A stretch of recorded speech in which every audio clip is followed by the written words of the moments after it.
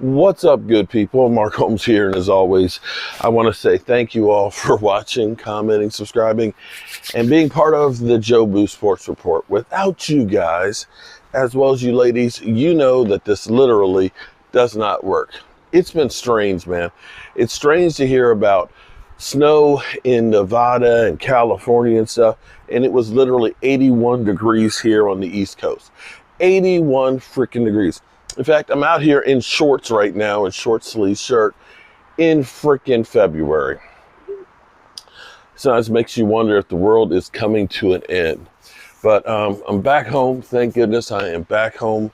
I'm tired. My body is sore from working on the red brick house, but you know, it feels good to start seeing the place come together and feeling like it's coming to life again. You know, having electricity, framing up the new walls and stuff, and getting rid of some of the old areas and things that are messed up.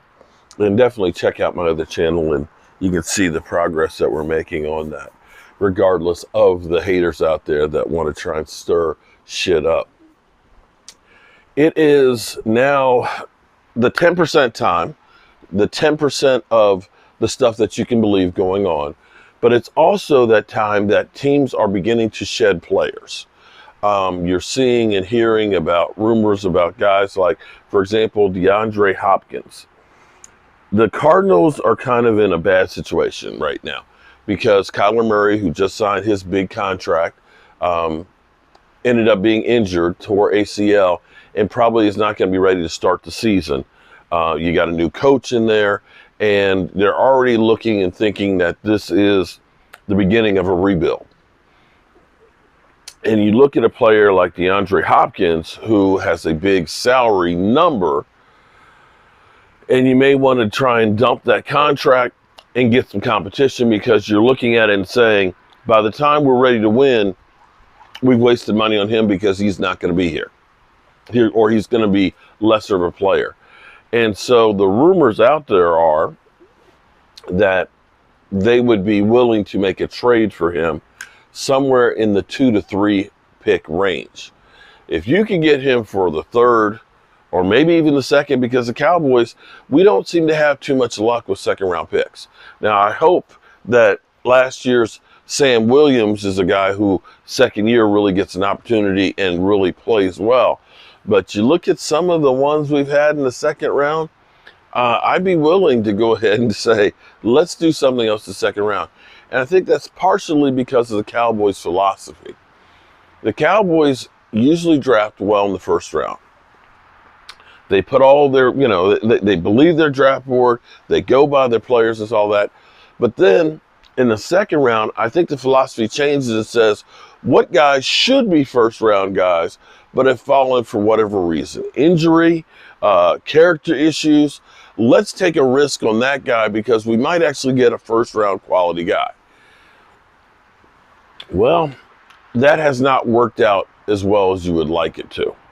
So I might be willing to go ahead and say, you know, Hopkins, okay, I'll do that. Now, last year, we all wanted to get Bobby Wagner. And there was a mutual interest between Bobby Wagner and the Cowboys. But the Cowboys basically lowballed him and said, we're not going to pay you a whole bunch. Seattle offered him a 5-year, the Rams offered him a 5-year, $50 million contract. And he took that because the Cowboys weren't going to pay that much.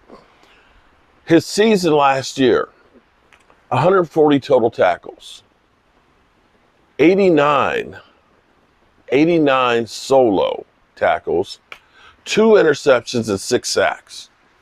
I dare say he would have been worth $10 million last year.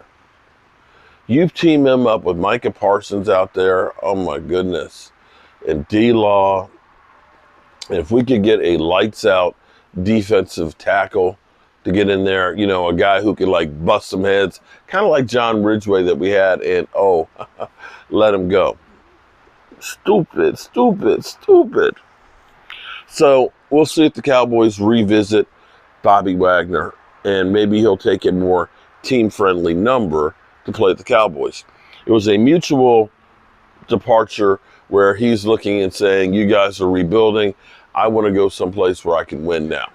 We'll see if anything comes of that. And it seems to be that the Cowboys are planning and realize that they need more firepower for the quarterback. It's just that plain and simple. That the hope is Michael Gallup will be better than he was this year. Another year removed from the ACL injury, more time to heal. But to also add another lights out partner to go with CeeDee Lamb. I hope that those things work out. Believe me, I hope those things work out. And of course, we're still waiting for any news on Michael Irvin. And that's kind of it in a nutshell. I've been in here watching the Seattle Dragons versus the Battlehawks. I can't remember where the Battlehawks are from.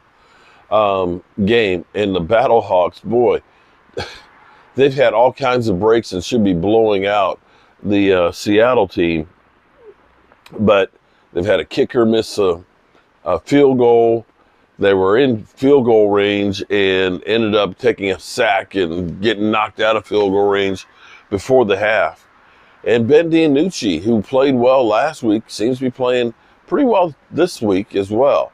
So it's nice to see Bendy Nucci getting some play in there. And it's actually nice that some of these guys may get another chance of getting to the NFL. Kayvon Turpin, who was a USFL guy, wouldn't be in the NFL if it hadn't been for him playing in the USFL. And I'm looking forward to him this year because I think about him playing in the USFL, not really getting much of a break before going to the NFL. So, you know, let's see how he does because it seemed like he came out gangbusters, but got a little bit more worn out as the season went on. And that may be because he played in the USFL and then immediately played in the NFL. But we'll have to wait and see on that. But right now, you're going to see a lot of stuff happening. A lot of guys released. I think New England just released their tight end.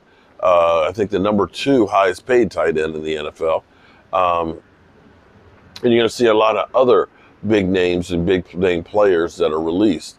And there's opportunities if teams want to. Oh, I almost forgot. So Jeff Bezos, you know, one of the richest people in the world, if not the richest, that it seems like on a regular, we get stuff delivered to our house from Jeff Bezos' company, Amazon, basically waited out the initial bids for the Commanders. And I've thought for years that Jeff Bezos was going to become the owner of the Commanders when he bought the Washington Times newspaper, you know, and he wanted to build his headquarters here, that he was working his way here to DC for a reason. And we find out tonight that he has hired a New York company to check out the feasibility of buying the team.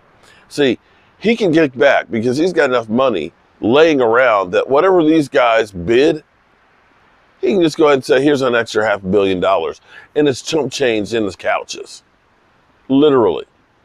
Dude's worth like $250 billion. So what's $7 billion for the Washington Commanders? Nothing. So we'll see if he is going to be the new guy for the Commanders. And that's all I got to say about all that.